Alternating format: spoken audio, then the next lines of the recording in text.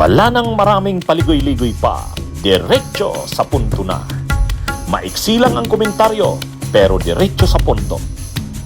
Maraming kuro-kuro, may tiwali, may totoo. Dito, sa puntong diretso tayo. Punto, diretso.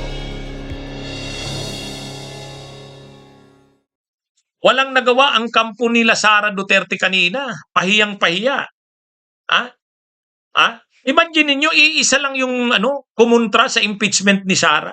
Isa lang, si Bong Suntay, yung bastos pa. Akala pa nga nila kakampi nila si Rufus Rodriguez. Yung congressman yung congressman ng Cagayan de Oro. Hindi, pagbutuhan bumuto pa si Rufus Rodriguez para sa impeachment ni Sara. Yung sufficiency in substance, bumuto si Rufus Rodriguez. Dati maraming nagtatanong sa akin, attorney, ano ba yan si Rufus Rodriguez? Sabi ko, ano yan? Ganyan talaga yan si Rufus Rodriguez. Pero nung nagbutuhan na, bumuto si Rufus Rodriguez na sufficient in substance. Kaya ang doon kanina, 54 na pabor sa sufficiency in substance, 1 ang negative, yun na si Suntay, yung bastos na si Suntay, tapos 0 abstention. O yan na Walang nagawa. Walang nagawa ang kampo ng Duterte. Alam naman natin ang mga argumento ni Suntay. Ano ba mga argumento ni Suntay? Sabi ni Suntay, ano ba yung argumento? Yun daw tungkol nga dun sa yung pagbabanta ni Sara na ipapapatay si PBBM, saka si First Lady Lisa Araneta at saka si dating Speaker Martin Romualdez. Ang sabi ni Bong Suntay doon, ang depensa niya doon, yung controversial niyang nag-init remark. Ang sabi niya, hindi naman yun ni Sara, hindi naman yun intensyon. Walang mali siya doon. Sabihin na natin na yun yung kanyang desire. Ang gusto niya, kung siya lang, i-chop yung ulo ni PBBM. Ang gusto niya, ipapatay si PBBM. Yung gusto niya, yung desire. Pero hindi naman daw yun. Imagination lang yun. Wala namang mangyayari doon. Tapos hinalimbawa niya na si Ann Cortez. Halimbawa daw siya. Nakita niya si Ann Cortez doon sa Shangri-La. Ang ganda-ganda daw. So nag-init siya. Parang nagnasa siya kay Ann Cortez. Pero may magagawa ba siya? Wala daw. Imagination lang yun. Kaya katulad din daw kay Sara Duterte, yung sabi ni Sara, imagination lang yun. Desire yun, pero wala. Ayun. Lalo ngayon, napahiya sobra ngayon ang baklas kay Bong Suntay. Kaya yung tagapagtanggol ni Sara, si Bong Suntay, wala. Lalo pang nalagay sa kahihiyan.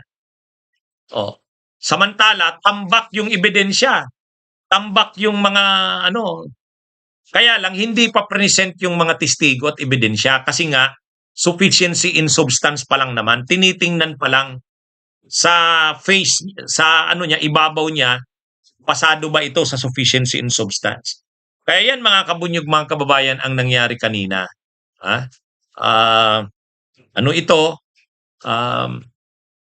Walang nagawa ang mga pro-Duterte.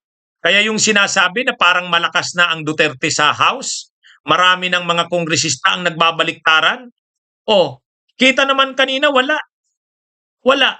Isa nga lang Dapat sana kahit man lang naka 1/3. Dapat sana naka 1/3 man lang ng boto. Wala.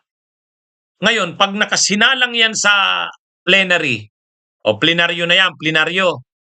Ang mga buboto siguro dyan madadagdag, si Pulong, tapos yung anak ni Pulong na si Omar, yung party list ng Duterte, yung PPP, yung Harold Duterte, si Ungab, yung congressman niya ng Davao, baka nga sila Gloria Arroyo, hindi pa yan makakampihan si Sara.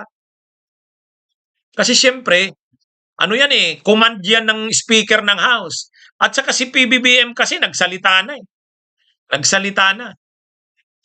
Unlike nung dati kasi, yung unang impeachment ni Sara na hindi natuloy, si PBBM kasi doon, hindi nagpo-posisyon Pero dito, may posisyon si PBBM dito. Kaya yung mga kongresista, susunod yan. Walang nagawa. bakit talaga ganun yung mangyayari? Kasi malapit na ang eleksyon sa 2028. Talagang hindi napapayagan ng administrasyon na makapurma pa ang Duterte. Ha? Talagang ano na yan. Ano na ito mga kabunyog? Sa tingin ko, ano na ito? Posisyon na talaga ito. Kailangan na nila talagang durugin na si Sara. Dito na nila yan gagawin. Dito na yan sa impeachment. Kaya ano ito mga kabunyog, mga kababayan? Wala yan. Ha? Mahihirapan sila, nakita naman natin na doon kanina eh. Imaginein mo, 54-1, wala man lang kakampi si Sara doon. Except si Bong Suntay, nabastos pa.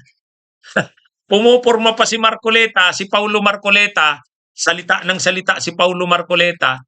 Hindi naman pala siya member ng Justice Committee. Hindi naman pala siya makakamotion doon. Para din nung naalala nyo nung nandun ako sa House, sabi ni Rodante Marcoleta, I move to cite him in contempt. Tinasight ako in contempt. Sabi ni Dan Fernandez, yung presiding noon, I'm sorry, Honorable Marcoleta, but you are not a member of this committee. Hindi naman pala member ng committee si Rodante Marcoleta. Yung sinasight ako in contempt. Tapos ngayon na naman, si Paulo Marcoleta na naman, hindi naman pala member ng Justice Committee. O, pwede lang siyang magsalita doon, pero hindi siya pwedeng mag-motion. Ha? O. Tapos ang lakas pa ng loob ni Marcoleta, ni Paulo Marcoleta, na si Kiko D, paalisin daw, paalisin. Anong reason? Ba't mo papaalisin? Eh kasi baka manggulo yan dito. Baka manggulo daw. O baka naman pala manggulo. Ha? Baka naman pala manggulo. Paano mo paalisin? Baka pa lang. Sabi niya, premonition.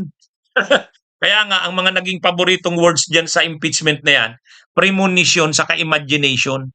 Yung premonition ni Paulo Marcoleta at saka yung imagination ni Suntay. Yan ang mga tagapagtanggol ni Sara. Ha? yan yung mga tagapagtanggol ni Sara. Kaya nakakahiya eh. Ha? Nakakahiya.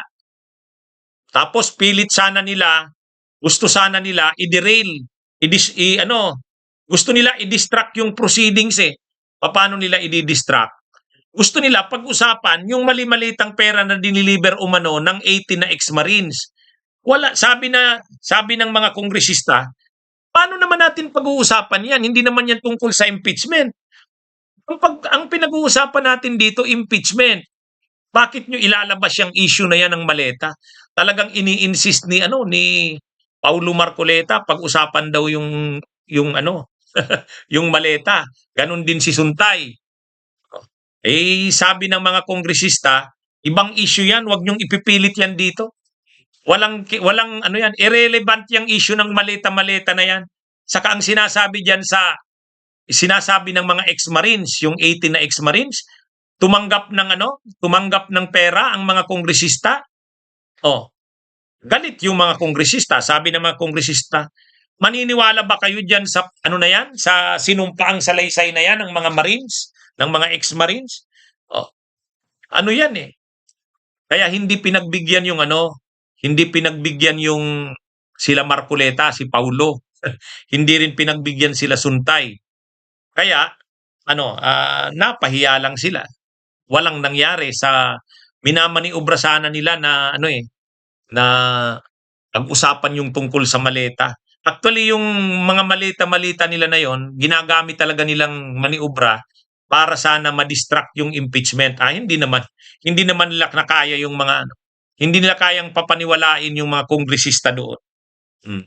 Anyway, magandang araw, mabuhay po tayo. Bunyog, bunyog, halikan na kasama ka. Bunyog, kapag buklod ay may pag-asa. Luzon, Visayas, Mindanao, isa ang pananaw. Sa bagong Pilipinas ang bunyog isisigaw.